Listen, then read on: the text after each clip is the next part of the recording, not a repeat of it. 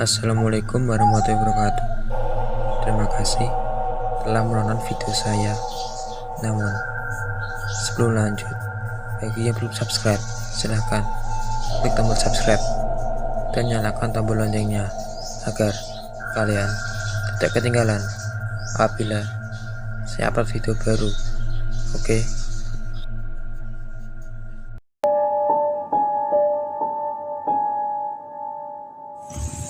Usai melakukan studi tour di Bali, ratusan siswa kelas 2 sekolah menengah kejuruan Yayasan Pembina Generasi Muda Yawamda balik kanan menuju kota asalnya, Sleman, Yogyakarta. Suasana riang gembira menyelimuti acara tersebut. Mereka menumpang 3 bus AU transport yang melaju beriringan. Tak lama usai azan Isya berkumandang Rabu malam 8 Oktober 2003 lalu. Dalam perjalanan, kecelakaan tragis menimpa salah satu rombongan bus yang mengangkut 54 siswa.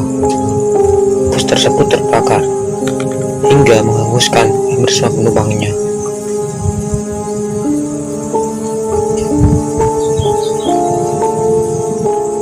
Tragedi itu bermula saat bus melewati sebuah tanjakan di tikungan Jalan Raya Surabaya Banyuwangi, kawasan Banyublugur, Situbondo, Jawa Timur. Sebuah truk kontainer tiba-tiba memotong jalur dan langsung menabrak bagian depan bus. Sejurus kemudian, truk tronton juga menghantam bagian belakang bus. Naas, bus itu pun terjepit oleh kedua truk.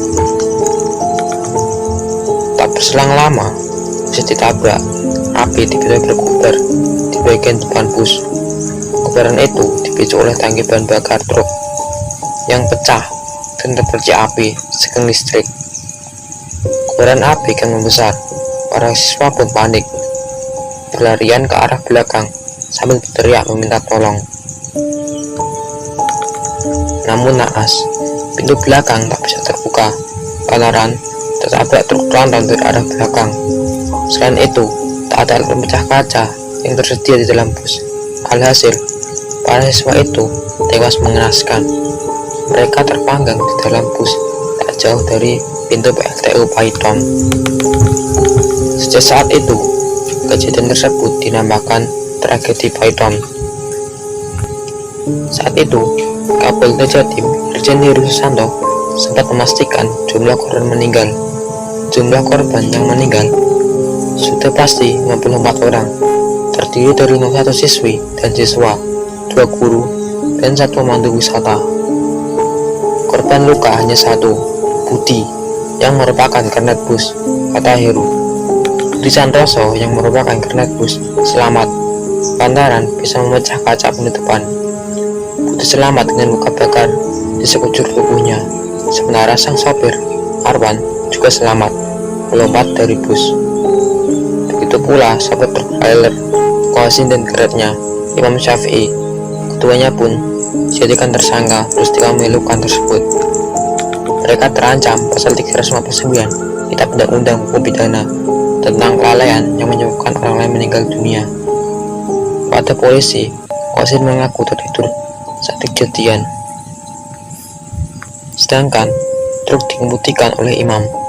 Karena itu, Qasim mengaku tak tahu menahu asal kejadian itu. Imam awalnya mengamini keterangan Qasim. Bahkan, dia mengaku baru pertama kali mengemudikan truk di jalan. Namun belakangan, Imam membantah keterangannya sendiri. Polisi juga menetapkan Arwan, sang sopir bus naas itu, sebagai tersangka karena dinilai semaksimal mungkin menolong penumpang. Selain faktor kesalahan manusia, daerah Banyublugur memang dikenal sebagai kawasan kecelakaan. Jalan di kawasan ini berbelok-belok dan naik turun, sedangkan penerangan lampu di kawasan ini minim. Sementara kiri kanannya berupa bukit dan tanaman liar.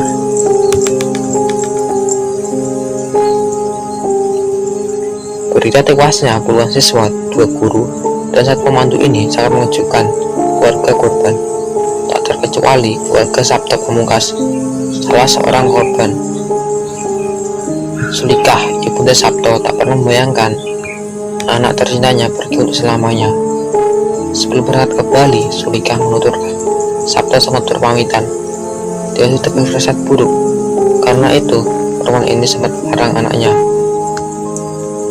Tapi Sabto tetap ngotot, ikut tidur. Sabto bilang, ibu tak usah khawatir, kami akan kembali, bilang Sulikah. Sulikah mulai resah saat Sabto tak bisa dihubungi lewat telepon pada malam kejadian sekitar pukul 8 WIB. Keresahan berakhir ketika Sulikah menyaksikan berita kecelakaan lalu lintas di televisi. Nama anaknya tertera di urutan ke-31 daftar korban tewas. Nasib serupa dialami Suryem. Ia tak menyangka bakal kehilangan anaknya, Riani, cepat ini. Bahkan dia sempat tak sadarkan diri ketika mendengar kabar duka tersebut.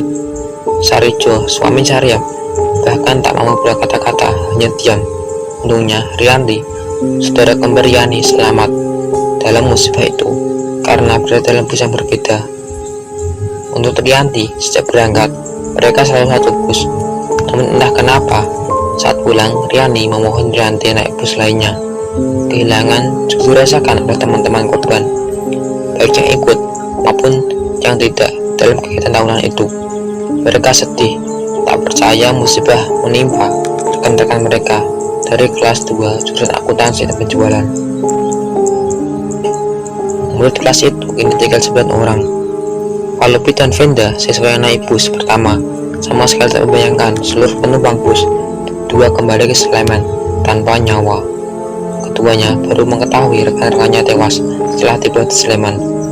Pas datang kok banyak reporter, aku nggak sadar kalau ada kecelakaan, kata Walubi. Lain kata Endang, siswa yang juga selamat ini tuturkan, sebenarnya bus ketigalah yang bermasalah, sering apes, kaca bus yang pecah, tersangkut kabel listrik, pokoknya aja saja, kata Endang. Bahkan setelah menyeberangi Selat Bali, kaca bus pecah untuk kedua kalinya. Duka jika melanjuti Sri Hayati, istri Subaidi, guru pendamping yang menjadi korban pada malam kejadian. Sri baru saja hendak tidur, seorang kerabatnya datang dan memberitahu adanya kecelakaan dari tayangan televisi swasta. Sri kemudian menyuruh anak keduanya, Abid, mencari tahu lebih jauh kecelakaan yang terjadi di Situbondo. Kecemasan Sri pun berubah tangis saat Abid membawa berita bahwa Subaidi termasuk dalam korban tewas. Banyak jumlah korban meninggal memaksa pihak RSUD Situbondo untuk mengawetkan jenazah menggunakan balok es. Jenazah juga hanya ditempatkan di lorong karena ruang mayat tidak terlalu besar. Kebanyakan jenazah mengalami luka bakar serius, ada bagian tubuhnya yang hilang dan beberapa sulit dikenali. Iring-iringan ambulan yang membawa 54 jenazah dari Rumah Sakit Umum daerah Situbondo, Jawa Timur, via Jakarta, tiba di sekolah menengah kejuruannya Pemda 1 Berbah, Sleman, Jakarta pukul 4.50 WIB. Setiap mobil jenazah ditempeli nomor dan foto kelas 10R milik para korban, termasuk 14 korban yang belum diidentifikasi. Sekretariat Wilayah Daerah Sekda Provinsi Daerah Istimewa Yogyakarta saat itu, Bambang S. Priyohadi, yang mengawal iring-iringan jenazah dari Situbondo, menyerahkan kepada Gubernur DIY Sri Sultan Hamengkubuwono ke-10 yang ikut menunggu sejak dini hari.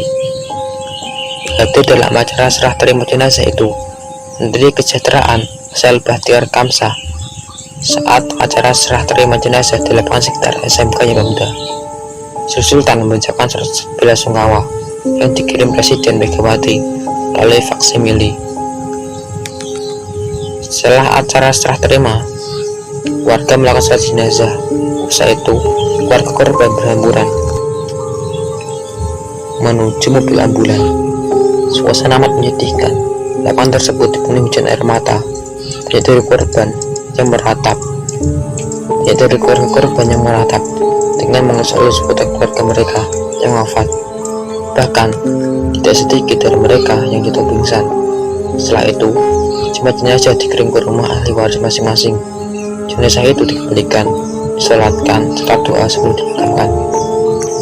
Dari 54 korban, semua jenazah diambil oleh keluarganya masing-masing dan tidak ada yang dilakukan secara massal.